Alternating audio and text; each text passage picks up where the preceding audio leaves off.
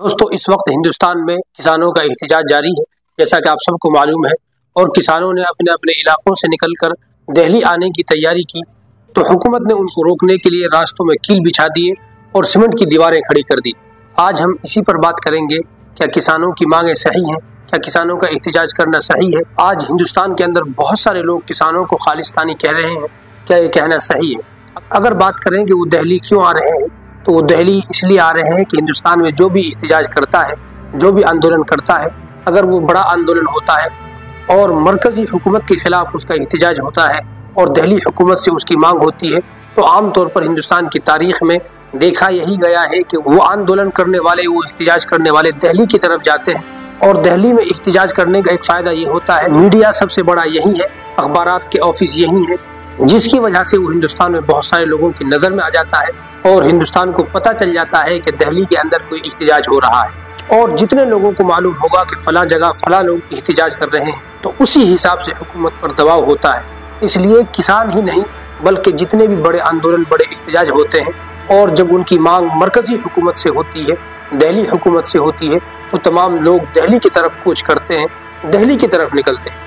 लेकिन हुकूमत ने जिस तरीके से सड़कों पर कीलें ठोक दी हैं और दीवारें खड़ी कर दी हैं, ये हुकूमत का फैसला सही नहीं है।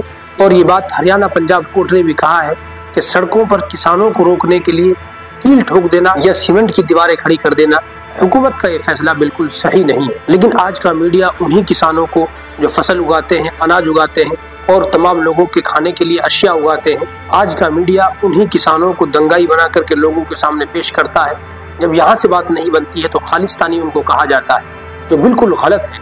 ये बात मैं इसलिए कह रहा हूँ कि मुसलमानों को भी कहा जाता है कि पाकिस्तानी, उस वक्त उन पर ये बात बहुत शाक गुजरती है।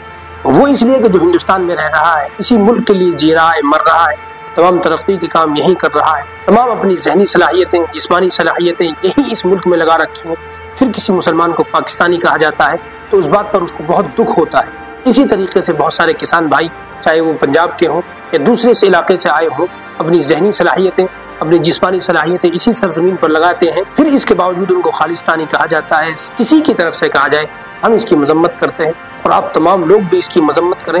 ये बहुत भद्दे और बहुत बुरे अल्फाज हैं जो किसी कम्युनिटी या किसी खास लोगों से कहा जाए। अगर हम बात करें कि दंगाइयों की, जो किसान दंगा कर रहे हैं और हुकूमत के लिए नुकसान पहुंचा रहे हैं, तो इसकी शुरुआत ही असल में हुकूमत ने की है। अगर कोई जमात, कोई इंसान दिल्ली एहतजाज के लिए आ रहा है, उसका जमहूरी हक है। ये मुल्क की बुनियाद ही इसलिए रखी है, इस तरीके पर रखी है कि अगर कोई आदमी हुकूमत से नाराज है, उसको लगता है कि मेरे साथ गलत हो रहा है, तो जहाँ चाहे आंदोलन कर सकता है, एहतजाज कर सकता है। लेकिन हुकूमत ने उनके सामने कीलें ठोक कर और दीवारें खड़ी कर कर ये बात वाज़ेह कर दी है कि हुकूमत भी सख्त है।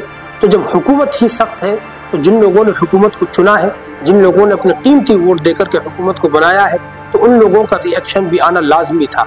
उसके बाद प्रशासन ने और हुकूमत ने आंसू गैस के गोलों का इस्तेमाल किया है, रबड़ के बुलेट का इस्तेमाल किया है, जिसकी वजह से बताया जा रहा है कि कई सारे किसान जख्मी हैं, जबकि बहुत सारे चैनलों ने इसकी तहकीक भी की है। अगर ये चीजें हो रही हैं तो बिल्कुल गलत है, किसान आए हैं, उनका हक है। लेकिन हुकूमत को ये बात याद रखनी चाहिए कि ताकत दो तरीके की होती है। एक ताकत होती है हार्ड ताकत, जिसको हार्ड पावर कहते हैं। एक ताकत होती है सॉफ्ट पावर। सॉफ्ट पावर का मतलब ये है कि अगर आप किसी से कोई बात मनवाना चाहते हैं, तो उसको आसानी से बहला फुसला कर बातों से मनाया जाए। अगर सामने वाला आपकी सॉफ्ट पावर से मान जाता है, आपकी बात मान लेता है, तो आप ताकतवर हैं और यही आपकी ताकत की दलील है। और अगर सामने वाला आपकी सॉफ्ट पावर से मानता नहीं है, अगर आपको हार्ड पावर इस्तेमाल करनी पड़ती है, इसका मतलब ये है कि आप सामने वाले को तमाचा देकर, धक्का मारकर, घूंसा मारकर या बम फेंक कर मनवा रहे हैं। ये ताकत की सबसे बड़ी कमजोरी है। इसकी कमजोरी ये है कि जिस पर आप हार्ड पावर का इस्तेमाल कर रहे हैं, उसका रिएक्शन आना लाजमी है। उसको ये बात समझ में आ जाएगी कि अब मुझे इसके खिलाफ खड़े होना पड़ेगा। अगर आप सॉफ्ट पावर से नहीं मनवा सकते, इसका मतलब ये है कि आप कमजोर हो गए हैं। तो हुकूमत जो इस्तेमाल कर रही है आंसू गैस का या रबड़ की गोलियों का, तो हुकूमत को ये बात याद रखनी चाहिए कि आपने जो अपने अल्फाज और अपनी बातचीत को छोड़ करके आप आंसू गैस की तरफ या दूसरी चीज़ों की तरफ गए हैं, ये कहीं ना कहीं आपकी कमजोरी को जाहिर करता है। हम सब हुकूमत से यही दरख्वास्त करते हैं कि किसानों की जो मांग है उसको पूरा किया जाए और मीडिया और दूसरे लोगों से कहा जाए कि उन पर खालिस्तानी लफ्ज़ का इस्तेमाल बिल्कुल न किया जाए। उसमें पंजाब के अलावा दूसरे इलाकों के लोग भी हैं, यूपी के हैं, بہت سارے لوگ سمجھتے ہیں سکھ جو ہیں وہ خالستانی ہوتے ہیں، اگر اس میں صرف پنجاب کے اور سکھ بھائی ہوتے تو بھی خالستانی کہنا کسی بھی طریقے سے جائز نہیں تھا۔ ہمارے حکومت سے یہی مطالبات ہوں گے کہ جو بھی احتجاج کر رہے ہیں ان کی بات سنی جائے، اور خاص طور سے آج کی جو میڈیا ہے، بڑی میڈیا ہے، اس کو یہ حکم دیا جائے کہ جس طریقے سے بات ہے اس کو اسی طریقے سے رکھا جائے۔